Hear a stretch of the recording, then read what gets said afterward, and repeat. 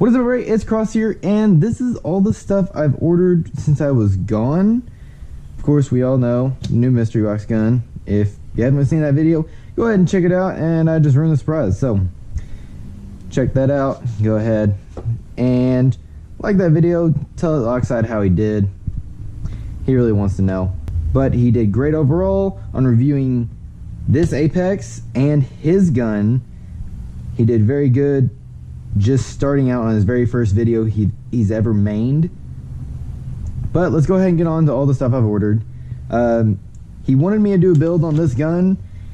Now, I'm not sure if I want to keep the stubby foregrip on this gun or go with my normal grip pod. I think I'm going to go with the grip pod because of the adhesive for my paddle for my pec box, because I'll be using this on this gun. I don't have the flash hider here, the mock suppressor for it yet. Getting it. It's coming. But I'm going to pretty much run this how I used to run my Troy.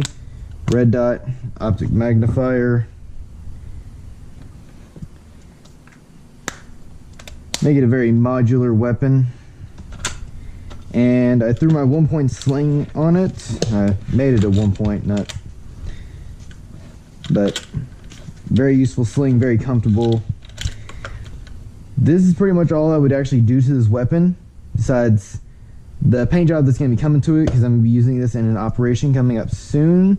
So you'll be seeing a lot more of this than the Scarab, but Scarab ain't going anywhere. Now, overall, I do like this gun. It's very lightweight. It's actually my lightest M4, and I have 3... Yeah, this is my third M4 that I'm going to count. Like it. It's very light, very... It feels like a brick. It really does. Oops, I gotta tighten that.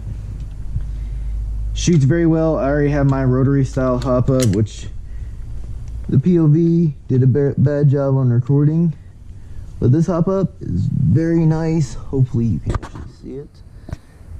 That magnetic plate is nothing. But as soon as I got this, I actually tested it out. I can fit 3 of my Dean stick batteries in there. And it also does take Deans. So. But overall, I'm actually very surprised we actually got this good of a gun. Was hoping for the Octa arms in the box, but overall I like this gun. It's replacing the Troy at a very good time, because the Troy's not had very good mechanical performance lately. I've actually had a lot of problems with it feeding magazines, and just I'm gonna retire my Troy. Hopefully I'll be doing a rebuild on it soon. But for now, this is going to replace it. It's even taking its equipment, such as the grip pod if necessary. But I'm not getting rid of my Troy. However, like I said, this is going to be completely painted. This is actually being used for the Saratov event in, I believe it's Virginia or West Virginia, at the end of September. So stay tuned in October. Yeah, October for those videos. Probably gonna post quite a few that week. So now that we're done with this gun, let's set it off to the side. Get on to what's up here, as you can probably see. Alright, so what you see is my 2011 High Kappa. Now, I did order a bunch of these cow parts. So I'm gonna actually be putting these on later, showing you what I'm gonna do. But let me just go over what each part is going to be doing in the upgrade. These, it's better for me to take this out. I'm not going to take it out. That's my loading nozzle. As you can see, my loading nozzle is red, and more than likely, it's plastic, which it is. Probably a polymer. Not sure. But also inside that little nozzle, inside, will more than also likely be plastic. So replacing it with 2 new full metal aluminum lightweight parts that also come with thicker blowback O-rings. I'm also going to be spending a lot less CO2 and green gas. So I'm going to be saving a lot more gas, running through more magazines, and I'll have a lot more durability. So I'm going to set all these over here for that. This is just to increase my blowback so I get a faster reaction. Speaking of going faster, that's what these bucking kits are here for. These bucking kits are going to short stroke my slide, and it's going to make it shoot even faster than normal. So don't go open that Connex. And finally, we have my hop-up buckings. Now, I don't know which one I'm going to use in it yet. I believe one of these is the 35, the other is 45 and 55. I'll throw them up on screen in the right color and in the right order somewhere. Yeah. So this is going to become even faster and more deadly than before. And that's what I love about this gun. It came out like this, but as you can see, I'm looking to make it better. Alright. And I know everybody's reading that right now, freaking out. So let's get to that now. Yes, my micro gun will soon be mounted to a vehicle. Don't know when that video is going to be up. We're still planning on how and when we're going to use that vehicle. But I'm going to be working on a tripod so I can actually take this out to the field. And I'm going to go ahead and open this up because this is super cool. The case makes it worth $200 more than it already is. So opening it up, you get your hose cover. I'm probably not going to use that. Some new bolts and tools to assemble this part. I'm going to go ahead and show you my favorite piece in this whole kit, the flash hider.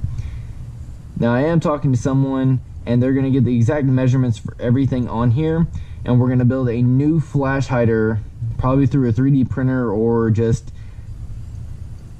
making one out of metal like this one.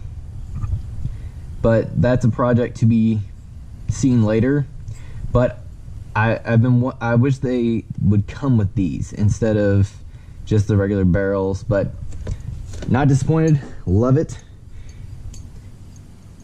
And I'm gonna get on to the next part before I keep talking how much I love that thing. So here is the mount. You can lock, twist, tighten. That one doesn't tighten very much, but we need this to move anyways. There's also swivels. So my biggest problem is you actually got to make holes for these, and inside is threaded. It's not my biggest complaint, but it's certainly one of them. But I know it's threaded for these nuts right here. I mean bolts. I just wish they came out with a tripod for it too. That would make the $200 way more worth it to me. They said spade trigger when I was reading this when it was first coming out. Not a button. But it's going to be super easy to hook up. It's actually going to be more exposed, so it's not as hard as the Joy-Con trigger. I also forgot to mention, these rails will be doing something in the further build of the micro gun while it's mounted. But spade trigger, you got your safety, your fire, your trigger. Why do I keep saying spade? The button. The pain button. We're gonna call it the pain button. But this is, it feels really, really light. So I really don't want to put too much pressure on it when I'm playing with it, but it's gonna happen. So I just hope this actually has a lot more durability than it looks, because it freaks me out a little bit. And I still wish we could just spool up, but I understand why we can't spool up. But I'm gonna be mounting a red dot right here and a surprise up front for everybody. Maybe an ACOG. But yeah, that's the micro gun kit. I'll have this on later in the video. So let's go ahead and you know, put that pistol together. Okay, so I ran into a little bit of a snag. So for the life of me, I cannot figure out how to get this off so I can get the nozzle out. I've actually never taken it completely apart, but I'm looking into that. But I do have the black stroke kit in here, so as you can see now, this weapon will no longer lock back. So this is as short as I can go because the black was the most in the kit. So now I'm going to be firing a little bit faster because it'll return back faster. But big bummer there. But I'm not gonna fall back yet. So when I finally figure out how to get this, I'm gonna just go ahead and restore it back to its default, and then I'll do a time lapse like upgrade to it. Of course, this baby will be first. Didn't want to end it on this low of a note, but it's pretty cool. You can see there's the black kit. I'll put whatever part of the kit it is, but yeah, it just fits right in there. You know what, I'll take it out. I'll just do this.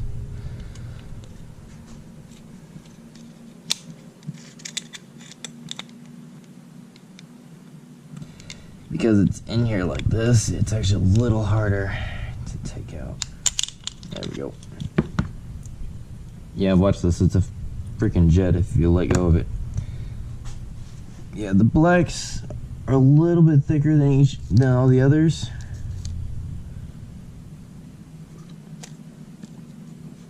Thought about just putting the yellows in, but yellows felt a little too soft and not as thick.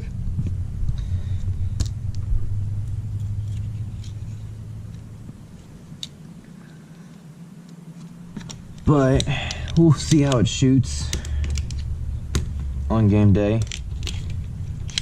Or no, I'm not doing a test shoot tonight.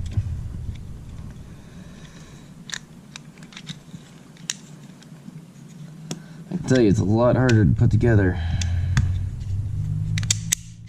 There we go.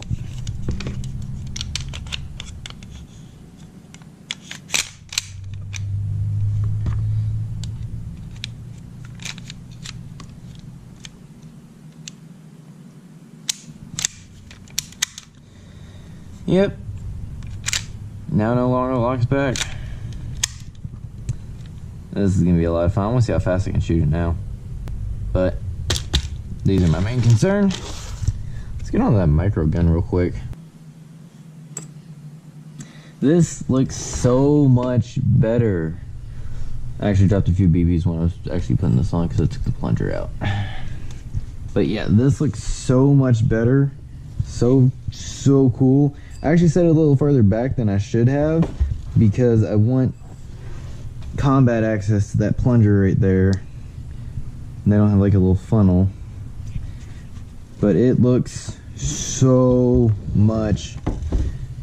I've said it too many times already. But screw it, I'll say it again. It looks so much better than it did before. And I am very proud of how it looks. Like I said, probably need a new 3D printed flash hider for it later on, but it's just to look more cool than actual functionality. This is going to be a pretty cool mountain build because, like I said, we're going to be hooking this on the back of a vehicle, and then that project will be announced later on when we actually complete it. So you know what? Cue that new outro.